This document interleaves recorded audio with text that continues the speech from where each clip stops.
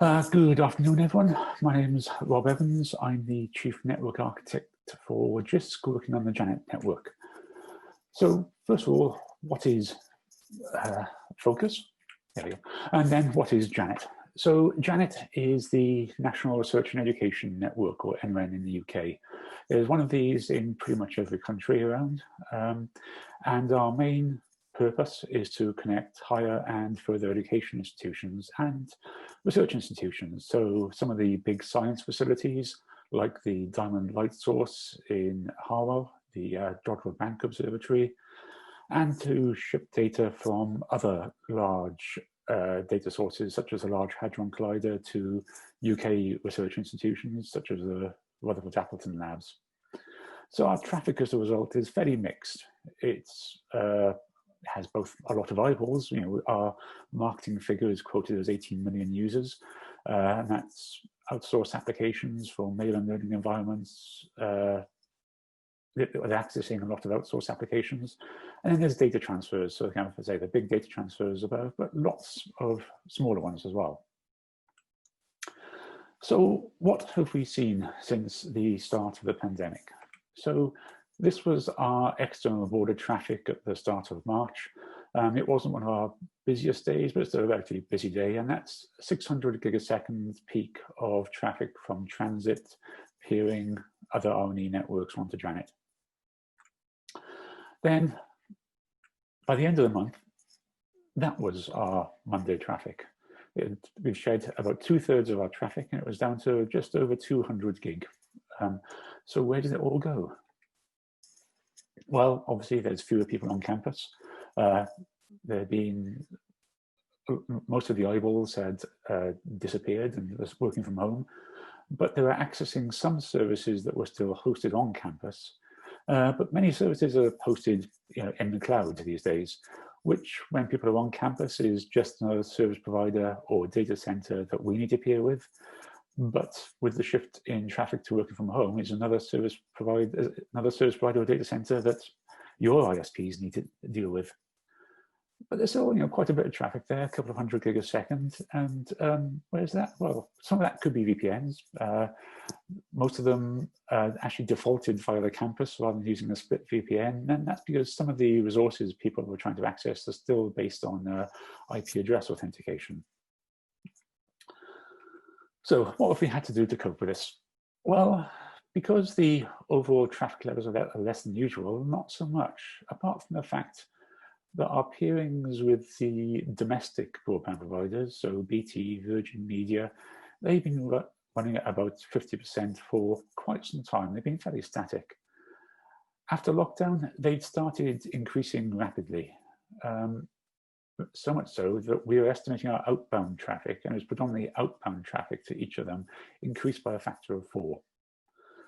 So whilst we waited for some more capacity adds to bring up on those PNIs, we manually moved the outbound traffic from private peerings to links where we had 2 times 100 gig E and a reasonable amount of spare capacity. But, traffic management like that is very manual. It's not something that's keep for long term. So one of the broadband providers, we've now gone up from 10 gig to 30 gig to 130 gig since the pandemic started. It has gone from 10 to 30. The traffic to each of those is pretty similar. So this is taken from our traffic analysis. And you can see the first couple of weeks of March, there is wobbling about 5 gig. And as soon as the lockdown happens, you can see it kind of going up to 20 gig being the upper dotted line on there. And it was about the same for both BT and Virgin Media. So what else have we had to do? Well, we have existing partial transit from China Telecom and China Unicom. There are a lot of research collaborations with universities in China, plus also a lot of Chinese students of UK universities that were now unable to return to the UK because of the lockdown. On top of that, they were stuck behind the Great Firewall. So we've worked with Alibaba for limited direct VLE access. We've gone up to procurement for a longer term fix. And also all the R&E networks across the world have this global element working group that we're taking part in to permit or to enhance what's being called the peculiar island mentality, offshore student access. So you can see there the traffic of our peering to China Unicom in this case. You know, again, February, March, very static traffic levels, then from mid-April onwards, jumping back up. Haven't really figured out why it then dropped down again, but we're looking at that. So, if you look at what happened in the run up to Easter and then the summer term, the blue line here is the traffic from last year. And it takes the usual sort of pattern. So for the 3, 4, 5 weeks before Easter, it was very static and started to drop off as Easter took hold. Then it ramped back up again fairly quickly. And summer term is not our busiest term. It all eases off towards summer as schools and universities break up at different times. But if you look at the orange line, which is what happened this year, you can see then at the mid-March when lockdown happened, that week of the 16th of March went from very high to very low very quickly. Then, it kept on dropping down until Easter, then just never recovered during what should have been the rest of the term. June, July, we started to get a little more traffic, but interestingly, the first weekend in July was the first weekend where the traffic on both days, inbound and outbound, didn't peak above 100 gig for, I think, about 2 years. So I don't know whether that was people getting fed up of being at home all week and wanting to get out in the sun at the weekends, but we've actually seen some of the lowest traffic at weekends compared to normal. As traffic has picked up a little bit, but it's still, but if you look at the last year's traffic, you see that it's, this time of year it would be decreasing anyway. So we're actually probably not that far off what would be normal traffic for July going into August. So a couple of other interesting things have happened. Our traffic has become a lot more symmetric. We did have a very heavy inbound bias on our traffic. So you can see there, it's 3 to 1 really, 600 gig in to about 200 gig out. Whereas the weekdays now, the inbound and the outbound are doing most of the day pretty much identical, which sort of fits if most people are off campus and just accessing the services on Janet. The lower traffic levels overall have shown a few oddities. Our peering with Apple, for instance, we've noticed not a large spike, but the traffic at 3:15 a.m. goes from 0 to a few gig a second, and then slowly tails off. I mean, I assume these are things checking for Apple updates, but I half expected that would be a bit more spread throughout the day rather than kind of a mass check at 3:15 a.m. What else have we got to do to keep the network running? So there's been quite a lot of planning and paperwork. The NOC was pretty much already geared up for working from home, but we were in the middle of quite a bit of serious engineering work on our access program. And so to keep our engineering capabilities, we had to designate our field engineers with key worker status. Our HR department distributed these letters. Now, as I understand it, they've not had to be used that much, maybe once or twice when checking into hotels to prove that we were engineers were key workers. We've incurred quite a few delays to the access program, which does require quite a bit of going out to visit POPs. And this is rebuilding all of our access networks across the UK. But faults we've generally managed to fix without any problems. Access to equipment stores, of course, this needed to be arranged a bit more in advance. And then, usual documentation, advice on use of masks, hand washing whilst doing work, social distancing whilst doing work. Data center access, I'm sure you've all come across this as well. One of the providers we use, pretty much the same as before, but with a bit of social distancing. One of the other ones, you probably would be able to guess who it is. The permanent access list was revoked. And they appear to have had a skeleton staff working on access requests, temperature taken on arrival, mandatory mask wearing, and there's been a couple of instances where we've had to wait for an hour plus to get entry to our facilities. What else have we considered? Well, we've been looking at a national VPN service. The R&E networks have got this this bit of software called EduVPN, but we've put that on hold for the moment. Most members have managed to scale up their VPNs pretty quickly. I understand that VPNs are not just VPNs, but they're other software environments. There's one university I was talking to that went from using about 300 to 400 concurrent Microsoft Teams sessions to 7,000 Teams sessions within a matter of a couple of weeks.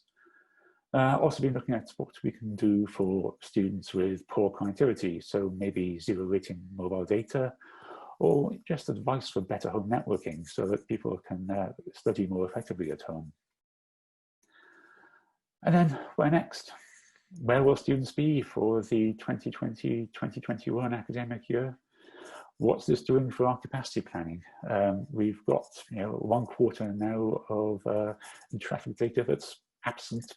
Will it be going back up to normal in the autumn term? Will it be very different?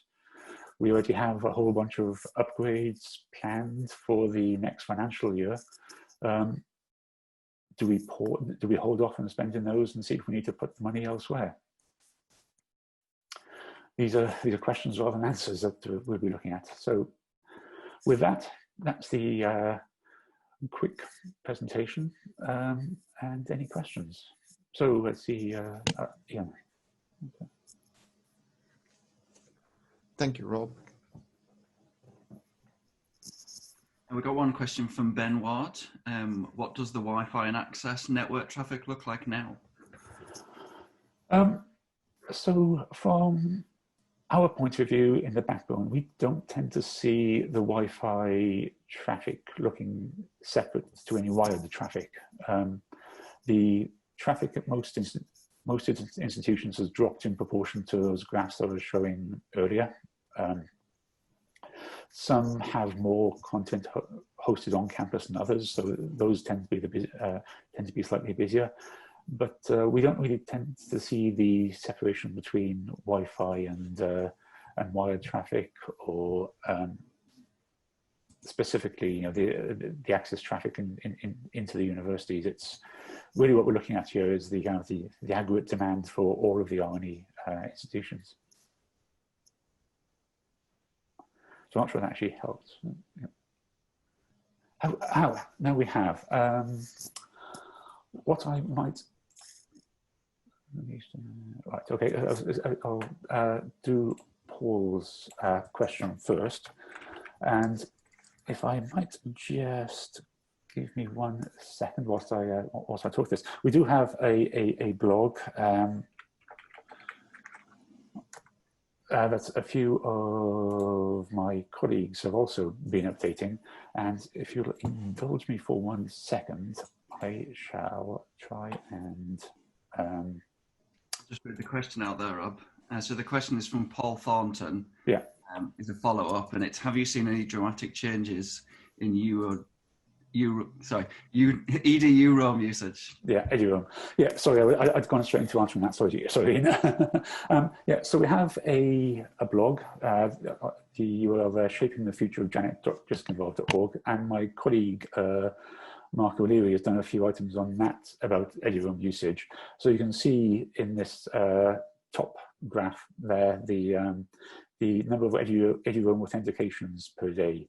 And as you can see, it drops off day 78. So that's going to be again about halfway through March.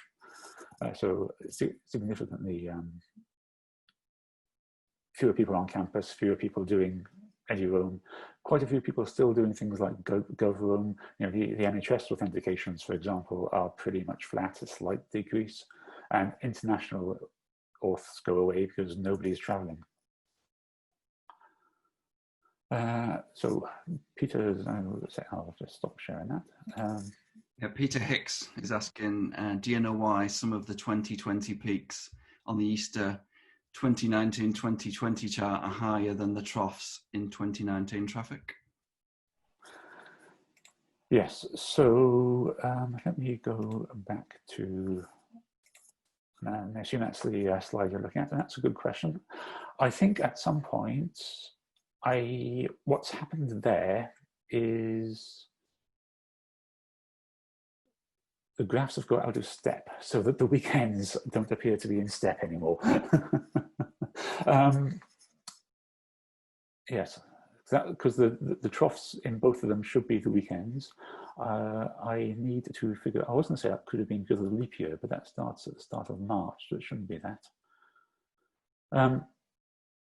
I shall double check the data. Thanks for that. I shall double check the data ranges in the spreadsheet, because I think what's happened there is that the weekends have got out of sync.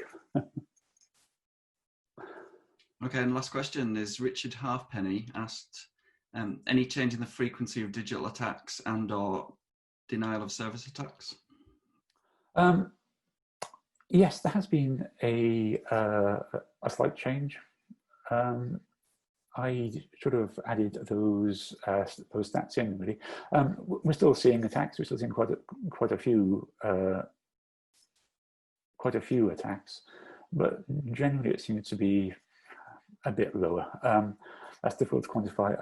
I don't know whether the security boards have a blog up.